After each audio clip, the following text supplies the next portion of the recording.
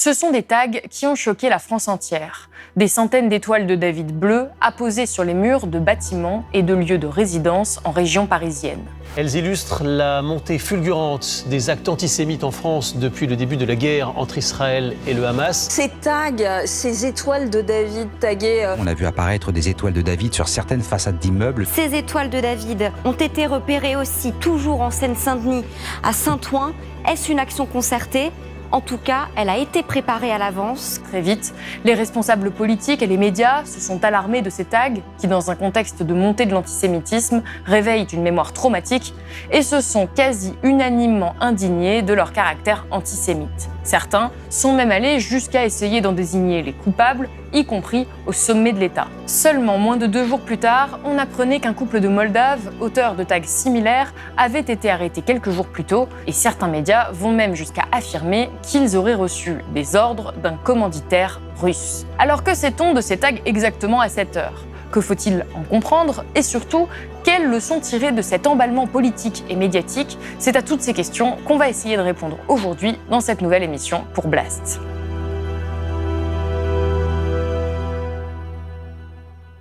C'est une affaire qui a défrayé la chronique pendant plusieurs jours. Le 31 octobre, les Parisiens découvrent au réveil des dizaines d'étoiles de David, symbole de la religion juive, taguées sur les murs parisiens. Les espaces touchés ne se limitent pas à la capitale, on peut retrouver ces étoiles bleues jusqu'à Saint-Ouen, Saint-Denis, Issy-les-Moulineaux ou encore Aubervilliers. Dès le lever du jour, la polémique enfle sur les réseaux sociaux à propos de la signification de ces tags. Des étoiles de David jaunes avaient été utilisées par les nazis pendant la Seconde Guerre mondiale pour stigmatiser les juifs avant de les mener au camp d'extermination. L'utilisation de ce symbole sur des bâtiments abritant parfois des juifs convoque donc évidemment une mémoire collective traumatique. Seulement, les étoiles sur ces tags sont bleues, ce qui est également une reproduction du drapeau israélien. Alors pour certains, difficile d'y voir clair. Au petit matin, la journaliste Nadia Sweeney s'interroge sur X, ancien Twitter. « Ma mère a découvert des étoiles de David sur la façade de sa maison. Elle est juive et ressent un profond malaise. Elle se demande si c'est antisémite ou pro-israélien et veut savoir si d'autres inscriptions les ont accompagnées ailleurs. Si vous avez des infos, merci pour elle. » À ce moment-là, personne ne sait exactement ce que signifient ces étoiles, mais elles s'inscrivent dans le cadre d'une montée de l'antisémitisme bien réelle, puisque selon les derniers chiffres du ministère de l'Intérieur, 1040 actes antisémites ont été recensés sur le territoire français depuis l'attaque du 7 octobre en Israël. Alors, vu le contexte, pour de nombreux médias, pas de doute, c'est bien de l'antisémitisme. Nous évoquions hier soir l'inquiétante montée de l'antisémitisme en France et en voilà une nouvelle preuve, comme une réminiscence de la Seconde Guerre mondiale. L'antisémitisme en bas de chez soi. Peu m'importe de savoir qui est l'auteur de ces actes antisémites et de ces tags antisémites qui sont, encore une fois, je veux le rappeler, bien évidemment, bien prémédités, puisque ce ne sont pas des tags sauvages, mais il y a eu un pochoir derrière tout cela. On voit bien à quel point c'est soigné, c'est prémédité, et organisé. Ça a été organisé. Les lieux sur lesquels ont été apposées ces étoiles de David ont été consciemment choisis parce qu'y résidaient des personnes de confession juive. Donc... Des étoiles de David ont été taguées sur plusieurs habitations, rappelant les heures sombres de notre histoire. Ça rappelle la chasse aux juifs, il faut le dire, quoi. La stigmatisation. Vous êtes là, on vous a reconnu. Eh bien, ce sont précisément ces scènes de 2023 qui semblent surgir de nos manuels scolaires sur les années 30. La presse écrite n'est pas en reste. Libération ne laisse aucun doute non plus, tout comme Le Parisien, La Dépêche ou encore Mediapart. Au-delà des médias, le gouvernement fait également le lien entre ces tags et l'antisémitisme. Ces derniers jours, à Saint-Ouen, à Paris, au Petit-Quevilly, les habitants ont découvert des tags antisémites sur les murs de leur ville. Au nom du gouvernement, je condamne avec une fermeté absolue ces agissements ignobles.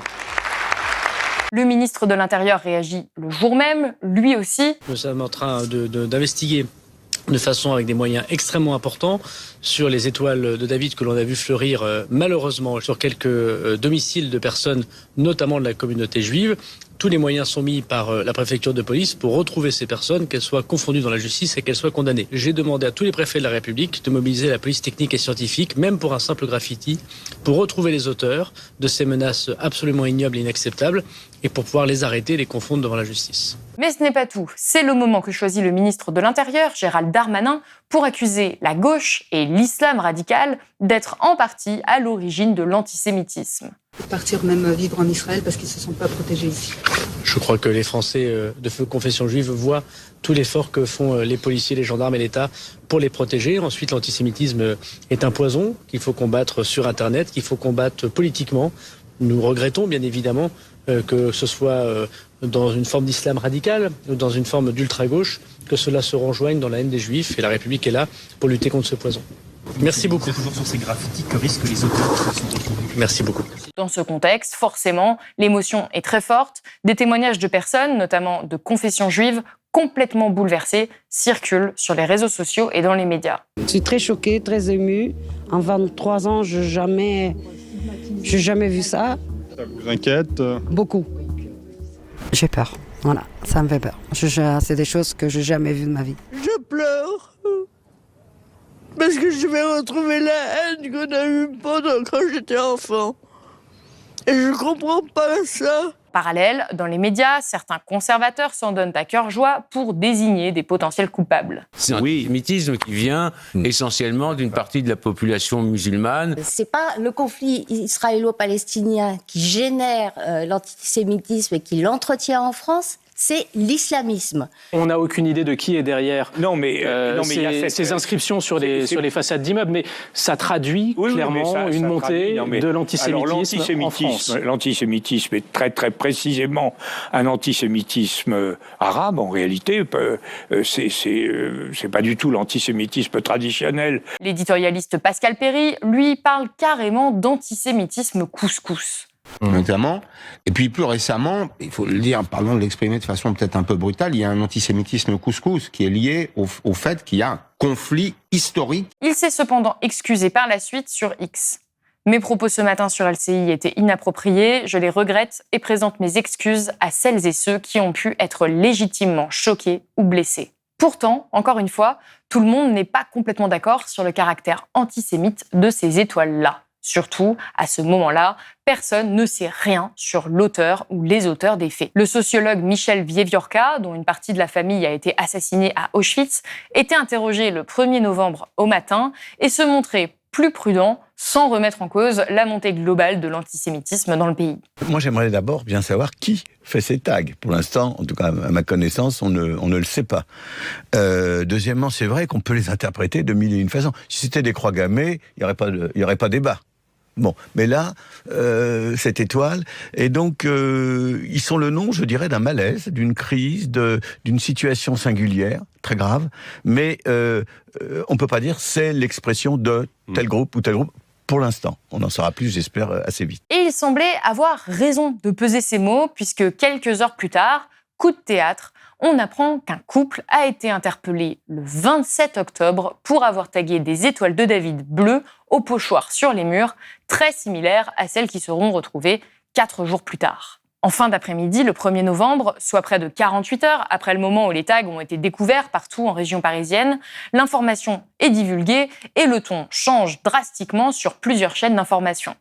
On ne parle plus de tags antisémites, mais d'étoiles de David. Le parquet de Paris a expliqué, on ne sait pas si c'est un acte en opposition à Israël ou en appartenance, en revendication à Israël. Est-ce qu'on peut aussi...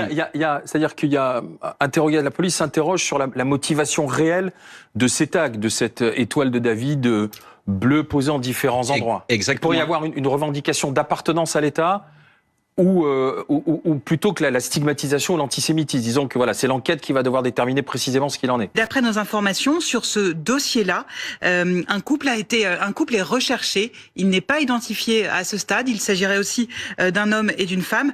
Ces étoiles ont été posées sur des lieux pouvant correspondre à des gens faisant partie de la communauté juive, mais aussi à des lieux qui ne font aucunement référence à cette communauté. Les deux suspects, un homme de 33 ans et une femme de 30 ans, ont été interpellés pour dégradation aggravée par la circonstance qu'elle a été commise en raison de l'origine, la race, l'ethnie ou la religion. Un délit puni d'une peine maximale de 4 ans de prison et de 30 000 € d'amende. On apprend également qu'un autre couple est recherché par la police pour ce même type de tag. Plus étonnant, on apprend que le couple, qui est en situation irrégulière en France, a été placé au centre de rétention administrative en attendant une éventuelle expulsion. La procédure judiciaire a donc été classée en raison d'une sanction d'une autre nature, c'est-à-dire leur expulsion du territoire selon le parquet de Paris. Le parquet toujours a tout de même précisé ne pas savoir si les tags ont pour but d'insulter le peuple juif ou d'en revendiquer l'appartenance, notamment puisqu'il s'agit de l'étoile bleue. Le couple de Moldaves, qui affirme avoir été au cœur d'une opération coordonnée, est donc renvoyé en Moldavie sans plus de détails et on n'en saura visiblement pas plus sur leur motivation ni sur leur commanditaire. Selon Europe 1, le fameux commanditaire serait russe, rajoutant un peu plus à la confusion générale. Sur X, ancien Twitter, l'avocat pénaliste Yassine Bouzrou demande des explications. Pourquoi ne pas avoir expliqué pourquoi l'enquête sur le couple moldave et le commanditaire a fait l'objet d'un classement sans jugement? Selon l'Humanité, l'ancien avocat Jean-Pierre Mignard s'interroge également. Ils sont expulsés à grande vitesse, qui les interrogera? Quel juge? Ça arrange bien tout le monde. Autre fait troublant, si l'on reprend les dates, Gérald Darmanin s'exprime en toute fin d'après-midi le 31 octobre. Il a donc eu la journée pour se renseigner sur le dossier et on est en droit de penser qu'il puisse être au courant de l'arrestation de ce couple moldave datant du 27 octobre, soit 5 jours auparavant, puisqu'il est ministre de l'Intérieur. Mais à ce moment-là, il va non seulement lier directement ces tags d'étoiles bleues à de l'antisémitisme, alors que le parquet de Paris en charge de l'enquête ne va pas établir ce lien, mais en plus insinuer que cela vient de ce qu'il appelle l'ultra-gauche et l'islam radical. Nous regrettons bien évidemment que ce soit dans une forme d'islam radical ou dans une forme d'ultra-gauche, que cela se rejoigne dans la haine des Juifs. De quoi continuer à mener une bataille politique qui est la sienne, alors que de nombreuses personnes de confession juive vivent dans la terreur d'être victimes d'actes antisémites. Comme le souligne le journal L'Humanité, le silence du ministre de l'Intérieur, d'ordinaire très prompt à commenter les enquêtes en cours, interroge.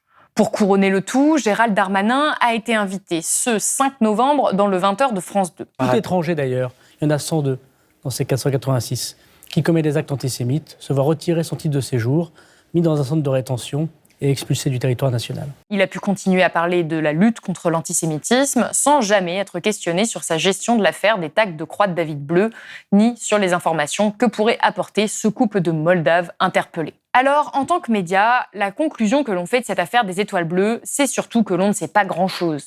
Le préfet de police de Paris, Laurent Nunez, a expliqué dimanche que 250 étoiles ont été taguées au total dans Paris et sa petite couronne dans la nuit du 30 au 31 octobre. Cette affaire est un peu atypique par rapport aux autres actes antisémites.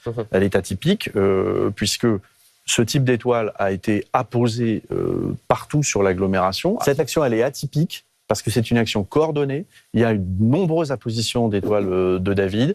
Parfois sur des immeubles où vivaient des personnes de la communauté juive. Notamment en Seine-Saint-Denis. Parfois non, il y avait une volonté que ces étoiles soient vues. On peut supposer un caractère antisémite au vu du contexte, mais nous ne pouvons pas affirmer avec certitude quelles sont les motivations des auteurs. Nous ne pouvons pas dire qui a commandité et coordonné cette opération, ni comment.